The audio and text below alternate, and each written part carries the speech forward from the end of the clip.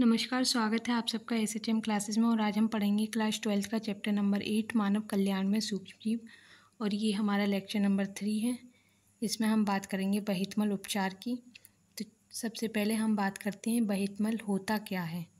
तो जो आपके घर या फिर ऑफिस से जो गंदा पानी निकल रहा है उसको हम क्या कहेंगे, बहिर्मल या फिर सीवेज कहते हैं। और इसका जो प्रमुख कारण है वो क्या होता है, मलमूत्र होता है। और जो मलमूत्र है उसमें क्या पाया जाता है, कार्बनिक पदार्थ और सूक्ष्मजीव पाए जाते हैं। जैसे अब किसी के को कॉलरा है तो उसके मलमूत्र में किसके सूक्ष्मजीव मिलेंगे, कॉलरा के मिलेंगे। तो उसे आप सीधे नदी में नहीं छोड़ सकते, उसके लिए हमको क्या करना पड़ेगा, बहिर्मल उपचार करना पड़ेगा।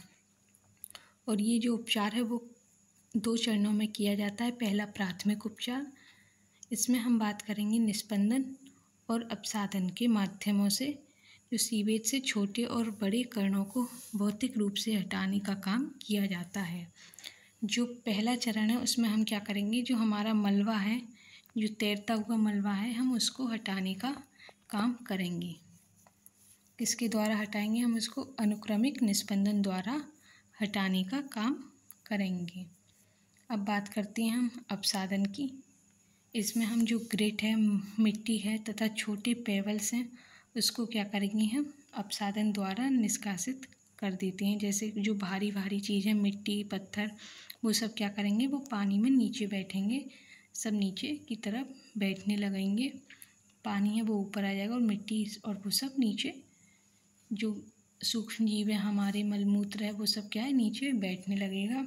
और जो प्राथमिक प्रवाह है उसको हम कहाँ लेके जाएंगे, द्वितीय उपचार के लिए लेकर जाते हैं। सभी ठोस जो स्लज हैं वो क्या है, नीचे बैठे कण हैं। बहिस्राव को हम कहाँ लेके जाएंगे, सेटलिंग टैंक से द्वितीय उपचार के लिए ले जाया जाता है। अब बात करते हैं हम द्वितीय उपचार की। इसमें हम एक टैंक का इस्तेमाल करेंगे जिसका नाम है वायुवीय टैंक। प्राथमिक उपचार बड़ा वायुवीय टैंक में पारित हो जाता है। और इसमें क्या होता है, ये जैविक अशुद्धियाँ को खा लेते हैं और जो प्राथमिक प्रवाह है उसका बीओडी क्या करते हैं, कम करते हैं। ये जो क्या है, ये फ्लॉक्स हैं, ये जो है ये फ्लॉक्स हैं। और ये क्या करते हैं, ये जैविक अशुद्धियों को खा लेते हैं और जो प्राथमिक प्रवाह है उसके बीओडी को क्या करते हैं, बायोलॉजिकल ऑक्सीडेशन डिमांड को कम करते हैं। अब हम बात करते हैं कि फ्लॉक्स होता क्या है। फ्लॉक्स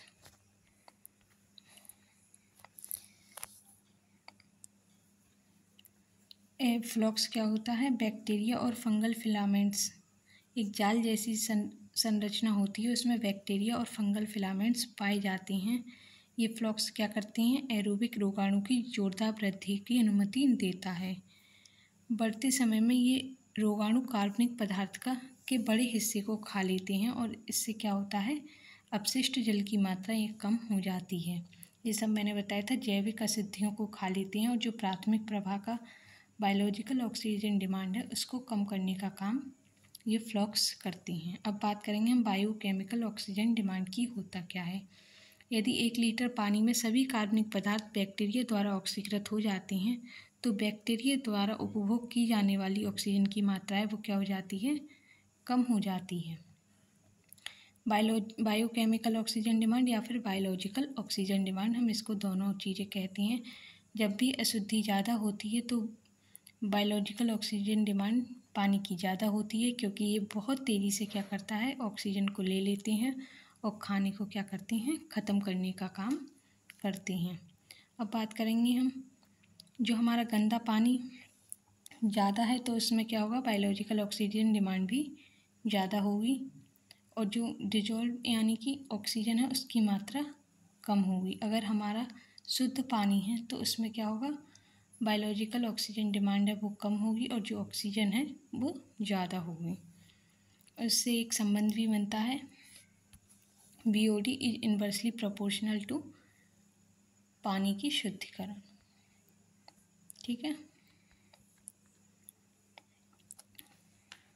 एक बार बहितमल का बीओडी घट जाए तब बहिस्राव को निस्सारदान यानी कि सेटलिंग टैंक में भेजते हैं, जहाँ जीवाणु क्या करते हैं, फ्लॉक्स झुंड फ्लॉक्स अपसादन में बदलते हैं। ये क्या कहलाया जाता है, सक्रियत आपक कहलाया जाता है। ये क्या है हमारा द्वितीय प्रवाह और ये नीचे बैठे हुए क्या हैं, फ्लॉक्स हैं। जो फ्लॉक्स हैं वो क्या कर गए हैं, नीचे बैठ गए हैं। फ्लॉक्स को हम सक्रिय कीचड़ की तरह भी इस्तेमाल करते हैं। इसका कुछ भाग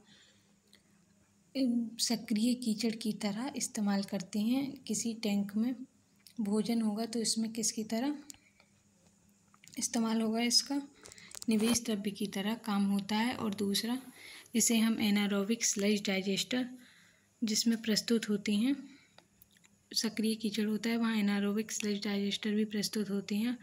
उसमें मीथेनोजेंस होते हैं जो बायोगैस बनाने का काम करती हैं।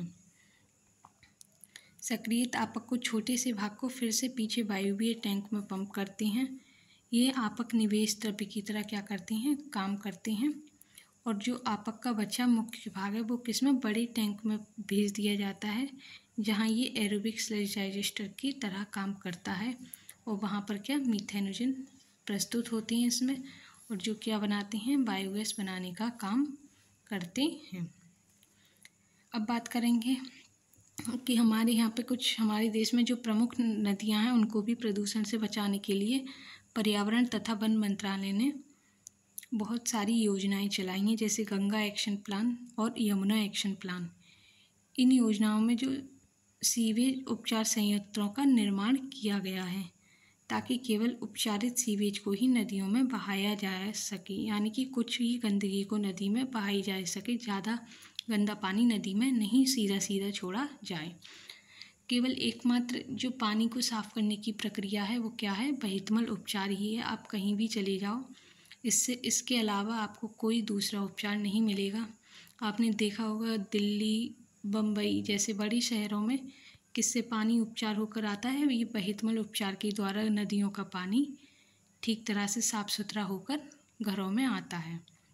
अब बात करते हैं हम बायोगैस की।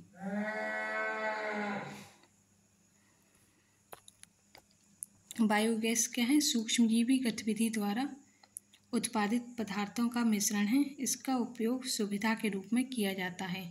मुख्य रूप से इसमें कौन सी गैस पाई जाती है, मीथेन।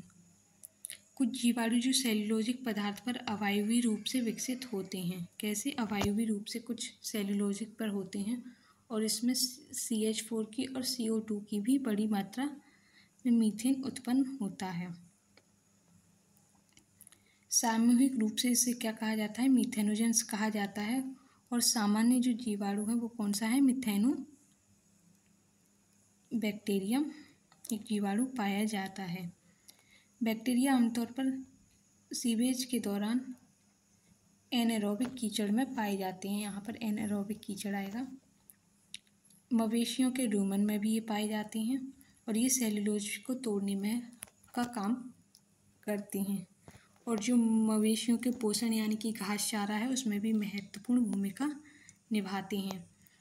मवेशियों का जो गोबर होता है उसमें ये पाए जाते हैं, यानी कि जो भैंस गाय होते हैं उनके गोबर में ये पाया जाता है। और ये बैक्टीरिया से भरपूर होता है। कौन सा बैक्टीरिया होता है, मीथेनोजेंस नाम का, इसमें बैक्टीरिया पाया जाता है।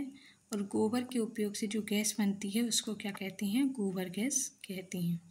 और जो भारत में बायोगैस उत्पादन की जो प्रमुख तकनीक है वो कौन कौन सी है, भारतीय कृषि अनुसंधान संस्थान है, और दूसरा खादी एवं ग्रामीण उद्योग है।